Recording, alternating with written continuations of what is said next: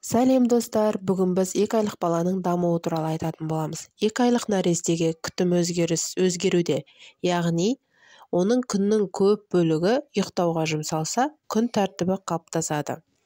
Осы кезеңде емшек пен тамақтану толық жолға қойылатын болады және де қанағаттандырылатындай болады. Сіздің балаңыз емізуді дұрыс біледі және алғашқы күндегідей ыңғайсыздықпен және сіз бен балаңыздың арасындағы ерекше жақындық сәттерге жол ашады.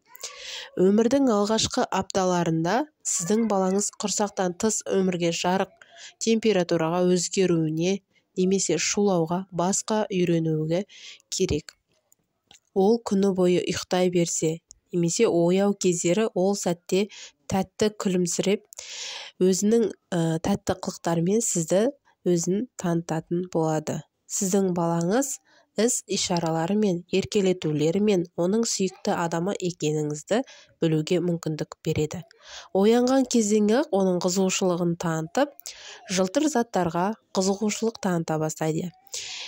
Яғни сіз оның айналасында болсаңыз, оған түрлі ойыншықтарды ұсынып, өзіңіздің балаңызды жан-жақты музыкамен алдап, ойнатып еркелетсеңіз болады.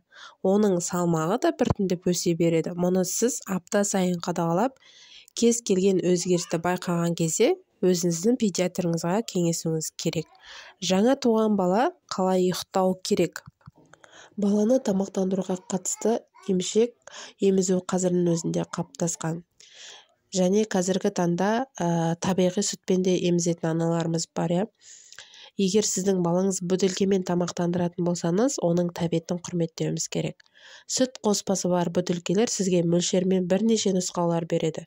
Бірақ сіз кішкентай балаңыздың әр тамақтандырғанда бөтелкенің аяқтауға мәжбүрлемеуіңіз керек. Бұл мүмкін баланың яғни ішінің коликасы болуы мүмкін. Яғни әртүрлі заттарды анасы жеген кезде соған байланысты баланың іші ауыратын болады. Және келесі 2 айлық балаға күтім.